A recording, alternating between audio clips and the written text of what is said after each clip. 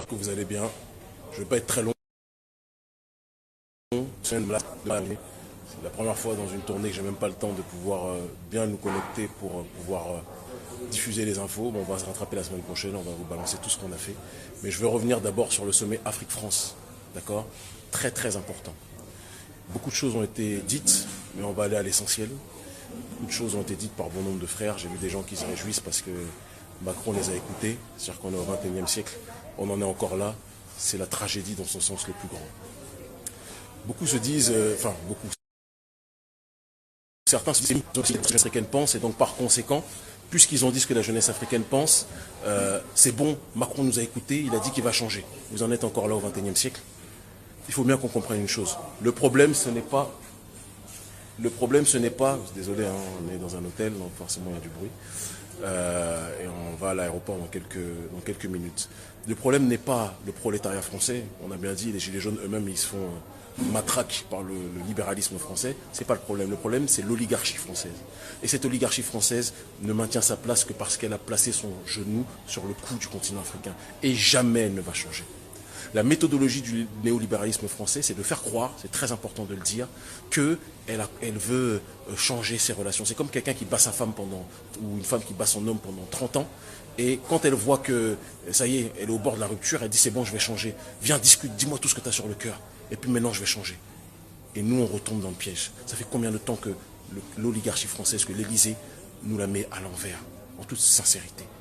L'élite française ne maintient son rang dans le monde que parce qu'elle a accès à nos ressources. Nous le savons. Macron sait pertinemment que dans la configuration politique, il faut qu'il puisse séduire désormais non plus les dirigeants qui sont discrédités, les dirigeants africains, mais la société civile. Parce qu'il a vu que c'est la société civile, à travers nos actions et celles d'autres, d'accord, qui ont secoué le cocotier sur la question de la France-Afrique et qui font aujourd'hui que le sentiment anti-élite française n'a jamais été aussi grand sur le continent. Et donc quand il appelle la jeunesse africaine, une partie qui a été soigneusement choisie d'ailleurs, avec la complicité de l'intellectuel traître, excusez-moi de le dire, mais c'est comme ça que je le ressens, et comme ça que beaucoup le pensent, Achille Bembe, qui était soi-disant le nouveau Frantz Fanon. Frantz Fanon des maquis pour Atchéké, mais pas Frantz Fanon des maquis d'Algérie, si vous voyez de quoi je parle. Eh bien, en invitant une partie de la jeunesse africaine à participer à ce sommet, sa stratégie n'était pas d'attendre que cette jeunesse fasse de la talakou vis-à-vis de la France. Il n'est pas bête, Macron, c'est quelqu'un de très intelligent. Il voulait simplement diviser l'opinion publique africaine parce qu'il sait qu'avec le sentiment anti-élite française qu'il y en a qui ne veulent pas une refondation, une reformulation du rapport Afrique-France. Il y en a qui veulent une rupture avec l'oligarchie française. Pas le prolétariat français, on n'a rien contre eux, c'est nos frères de lutte. Vous comprenez ? Parce que certains essaient de nous présenter comme les anti-français, on connaît la chanson. Et donc, en convoquant certains qui ont accepté de dialoguer avec Macron, même s'ils ont crié leur colère, à la fin de la discussion, qu'est-ce qui a été dit ? Je vous ai compris, on va essayer de faire mieux, on repart sur des nouvelles bases. Et donc l'agenda du néolibéralisme français qui est de maintenir son rapport avec l'Afrique, maintenir son rapport de domination, il est complètement rempli. Et ceux qui sont partis crier, oui, la France, ça pille le Mali, ça pille la Libye, comme si le gars à qui vous parlez, il n'est pas au courant, puisque c'est lui qui a la manette. Vous voyez ? Eh bien, à la fin de la journée, il vous a entendu vous plaindre, mais au regard de l'histoire, vous aurez participé à un sommet, d'accord, qui veut la reformulation de la France-Afrique. La France-Afrique au XXIe siècle ne sera pas la France-Afrique des papas dictateurs avec l'oligarchie française. La France-Afrique au XXIe siècle sera dans une dynamique néolibérale globalisée, un peu similaire à ce qui se fait avec Georges Soros, sera l'accointance de l'oligarchie française avec les sociétés civiles africaines qui seront cooptées, comme ça a été le cas avec Georges Soros et sa fondation Open Society. Et j'ai mal, mais on n'est pas en train de perdre. Macron, c'est un geste désespéré de sa part, et il a compté sur les Africains les plus naïfs.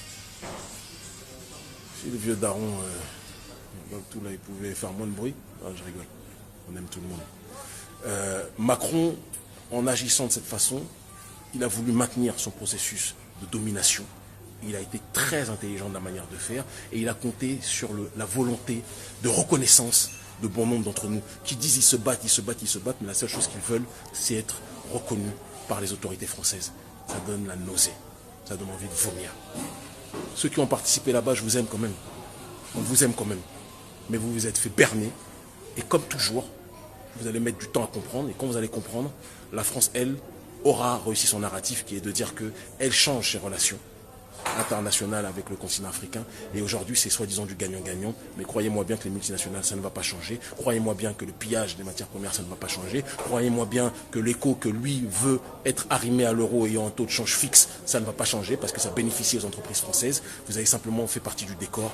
Vous n'avez en aucun cas été des acteurs. Et quand vous dites que oui, vous êtes jaloux parce que nous, vous n'avez pas participé, arrêtez de faire pitié, s'il vous plaît. Arrêtez de faire pitié. Si nous, on voulait participer à un sommet de torchons comme ça, croyez-moi bien, ça fait longtemps qu'on l'aurait dit. Et avec l'audience qu'on a, on aurait été audible depuis longtemps. Mais moi, je ne parle pas avec quelqu'un qui bat ma mère pendant tant d'années. Ma mère, c'est Mama Africa, qui viole ma mère, qui pille ma mère, qui dépouille ma mère, et qui ne doit son pouvoir qu'à la manière dont il a dépouillé la terre-mère. Retrouvez vos repères, parce que vous êtes complètement perdus. Et c'est ça le drame aujourd'hui. Ils finiront par comprendre.